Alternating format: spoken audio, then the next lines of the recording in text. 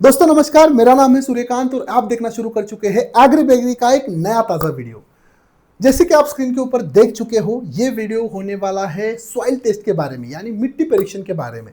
और मैं आपको बताने वाला हूं कि मिट्टी परीक्षण आखिर होता क्या है, कैसे किया जाता है, क्यों करना है और मिट्टी परीक्षण करने की खेती में फसल के ऊपर क्या क्या फायदे होते हैं। दोस्तों, आप किसी भी फसल की खेती करते हो, आपके लिए ये वाला वीडियो बहुत ही इंपॉर्टेंट है। मेरी आपसे एक निजी राय है, थोड़ा सा समय निकालिए, वीडियो अंत तक देखिए और वीडियो के आखिर में अगर आपको जानकारी अच्छी लगती है तो हर बार की तरह ये वाला भी वीडियो आपके हर किसान के साथ जरूर शेयर कीजिए। चलिए शुरू करते हैं मिट्टी परीक्षण। आगे बढ़ने से पहले एक छोटी सी सूचना। दोस्तों, एक एग्री बेगरी करके एक एप्लीकेशन है, जिस चैनल के ऊपर आप वीडियो देख रहे हो उसी कंपनी का ये एप्लीकेशन है। काफ़ी तगड़ा एप्लीकेशन है जिसमें आप भारत भर से घर बैठे ऑनलाइन कृषि दवा खरीदी कर सकते हो। साथ में आपको कृषि की सलाह भी इसमें मिलेगी। सारे ओरिजिनल ब्रांडेड कई सारे डिस्काउंट वाले प्रोडक्ट आपको एग्री बेगरी एप्लीकेशन के ऊपर मिलने वाले हैं। एप्लीकेशन डाउनलोड करना एकदम फ्री है। डिस्क्रिप्शन बॉक्स में मैंने इसका लिंक डाला है, डेफिनेटली एक बार डाउनलोड करके जरूर देखें। सूचना समाप्त, आगे बढ़ते हैं। ठीक है, जांच करना क्यों जरूरी है। देखिए, 25% तक की खेती की लागत कम हो जाती है। मैं बहुत कैलकुलेशन के बाद बता रहा हूं। मिट्टी परीक्षण अगर आप करते हो, उसके अकॉर्डिंग आप सुधारना अपने खेत में करते हो तो 25% तक की लागत आपकी कम हो सकती है और 20% तक की फसल की पैदावार बढ़ सकती है अगर आप मिट्टी परीक्षण के अकॉर्डिंग प्लानिंग और मैनेजमेंट करते हो तो। मिट्टी परीक्षण यानी मिट्टी की जांच करने के 3 महत्वपूर्ण फायदे होते हैं। खेत में खाद की सही मात्रा का पता चलता है, यानी खेत में और मिट्टी में आखिर क्या है क्या नहीं है और कितना डालना चाहिए आपको पता चलता है। पैसों की बचत, बेमतलब का खाद का खर्चा कम हो जाता है, मतलब पैसा बच जाता है। और जमीन की सेहत, जमीन बंजर होने से बच जाती है, इसीलिए आपको अगले साल भी अच्छी पैदावार मिलती है। तो ये 3 बड़े फायदे हैं अगर आप मिट्टी परीक्षण यानी सॉइल टेस्ट करते हो तो। क्या क्या लगता है मिट्टी परीक्षण के लिए?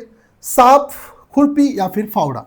ठीक है, अगर अच्छा होगा आप लकड़ी का कोई औजार ले लें, ताकि अगर आप कोई भी लोहे का औजार लेते हो तो कुछ हद तक आपको सेम आयरन आपके मिट्टी के परीक्षण में दिखाई दे सकता है, या फिर इसलिए लकड़ी का औजार ले। अगर नहीं है तो साफ खुरपी और फावड़ा ले लें। साफ प्लास्टिक की बाल्टी आपको लेनी है, प्लास्टिक की थैली आपको लेनी है, पेन और कागज आपको लेना है। ये 4 चीजें मिट्टी परीक्षण का सैंपल लेते वक्त आपके पास होना बहुत ही जरूरी है। यहाँ पर मैंने फोटो भी डाला है। तो ये क्यों चाहिए आपको? सैंपलिंग के लिए चाहिए, यानी हम मिट्टी भेजने वाले लैब में, तो मिट्टी निकालने के लिए ये चीजें हमें चाहिए। कहाँ से मिट्टी लेनी है, इससे पहले आपको यह जानना चाहिए कि कहाँ से मिट्टी नहीं लेनी है। देखिए, पेड़ के एकदम नीचे बिल्कुल मिट्टी आपको नहीं लेनी है।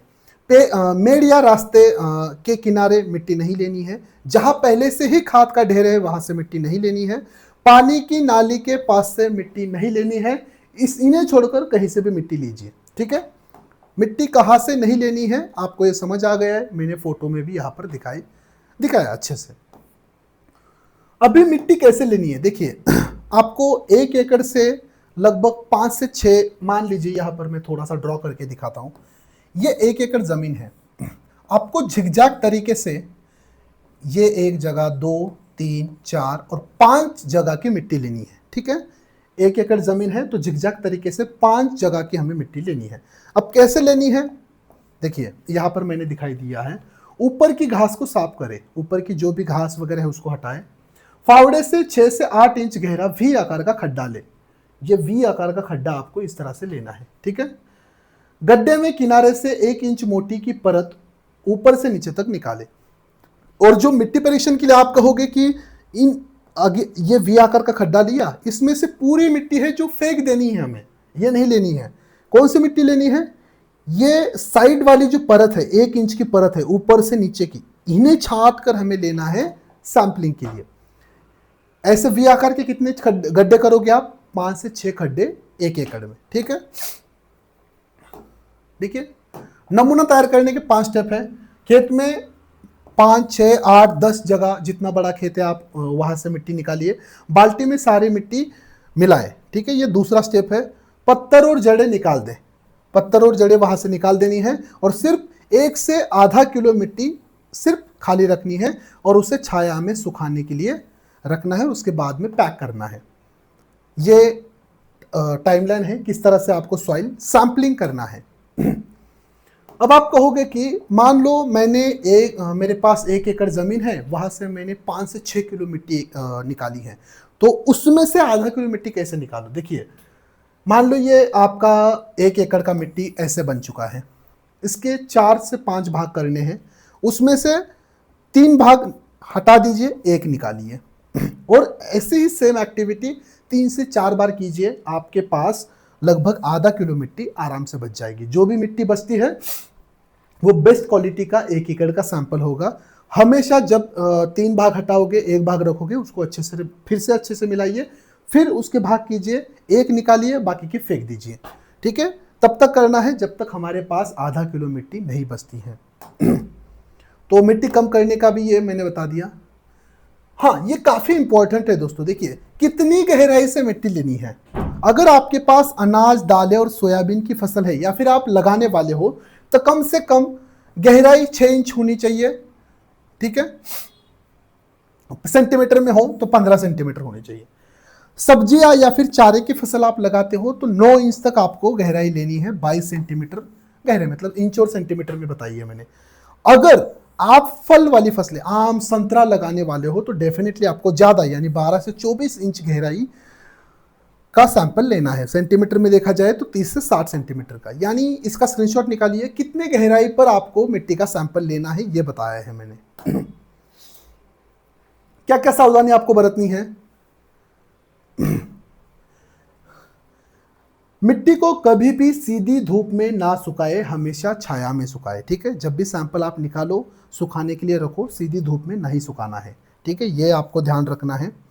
खाद के पुराने बोरे का इस्तेमाल ना करें, मतलब जो भी प्लास्टिक थैली आप इस्तेमाल कर रहे हो, कोई पुरानी खाद की बोरी उस सैंपल को रखने के लिए नहीं इस्तेमाल करनी है।